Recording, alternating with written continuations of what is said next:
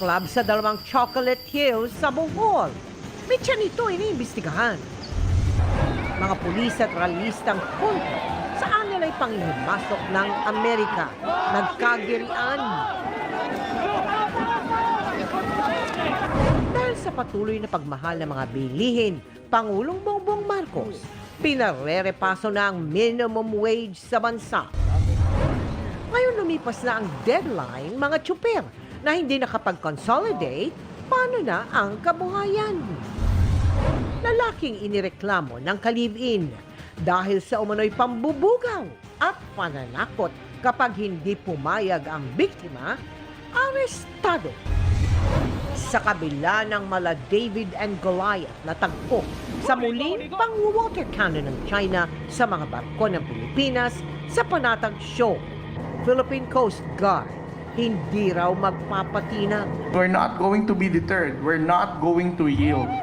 Misyong pamamahagi ng supplies at krudo sa mga mangingisda. Tagumpay. Para mapigilan ng pagtaas ng singil sa kuryente, pagbili ng kuryente sa Wholesale Electricity Spot Market o WISM, pinatitigil muna ng Pangulo. At Black Rider star Angelica sinagot ang mga intrigang nagdadawit sa kanya sa hiwalayang Bea Alonzo at Dominic Roque. Ikaw daw yung reason ng breakup ni ganito, ganyan-ganyan na ni Bea sa ni Dominic. Live mula sa GMA Network Center, 20 taon nang nakatutok. 24 oras.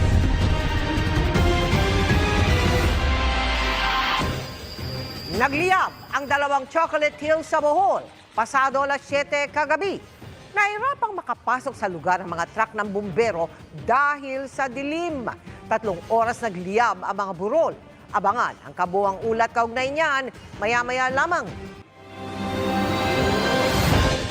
Magandang gabi po Luzon, Visayas at Mindanao.